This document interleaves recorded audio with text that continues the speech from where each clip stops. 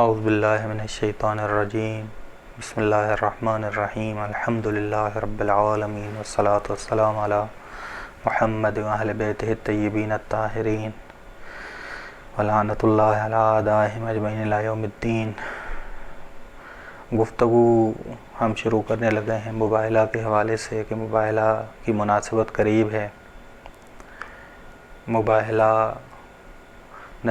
یہ ہے کہ نجران کے مسیحی اسلام کی طرف مائل ہو رہے تھے، اور اس کے بعد کہ اسلام پورے عرب جزیرے میں احاطہ کر چکا تھا اور تمام دین کے دشمنوں نے اسلحہ زمین پر رکھ دیا تھا۔ شرک اور جاہلیت ختم ہو رہی تھی کہ سورہ نصر نے کہا کہ جوگ در جوگ مسلمان داخل ہو رہے تھے، جوگ در جوگ دین اسلام میں داخل ہو رہے تھے۔ جب ان کے کچھ خاص عیسائیوں کے کچھ خاص لوگوں نے چاہا کہ مسیحیوں کو مسلمان ہونے سے بچایا جائے، ان کے علماء رسول خدا سے ملنے آئے، بحث کرنے آئے۔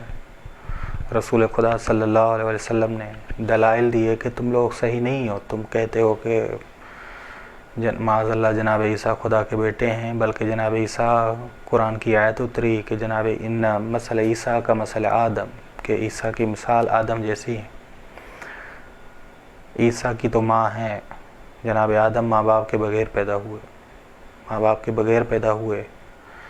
بس دلائل دیے گئے، برہانات دیے گئے، لیکن ان برہانات کو انہوں نے قبول نہیں کیا، دلائل کو قبول نہیں کیا۔ خدا کے حکم کے مطابق پھر مباہلہ کی تجویز دی گئی، انہوں نے مباہلے کو قبول کیا کہ مباہلے کے لیے ہم تیار ہیں۔ دوسرے دن کی قرارداد ہوئی کہ مباہلہ کیا جائے۔ دونوں گروہ، مباہلہ یہ ہے کہ دونوں گروہ خدا سے گریہ اور نالہ اور فریاد کر کے کہیں کہ خدا جو صادق ہے اسے نجات دے، اور جو کاذب ہے یعنی دین باطل کو صادق کہتا ہے اور حق کا انکار کرتا ہے، اپنی لعنت کر اس پر اپنی لعنت کر۔ دوسرے دن لوگوں نے دیکھا کہ رسول خدا صلی اللہ علیہ وآلہ وسلم اپنے ہمراہ امام حسن امام حسین کو لا رہے ہیں، اور ان کے پیچھے جناب زہرا سلام اللہ علیہ ہیں، اور جناب زہرا سے پیچھے امام علیہ السلام آ رہے ہیں۔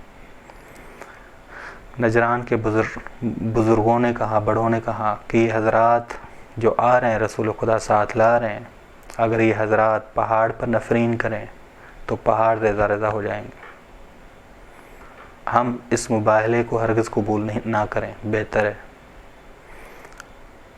اور ہم یہ نہ کہیں کہ نجعل لعنت اللہ علی الکاذبین، ہم یہ نہ کہیں، اگر کہیں گے تو یہ لعنت ہم پہ ہی ہوگی، ہم تباہ و برباد ہو جائیں گے۔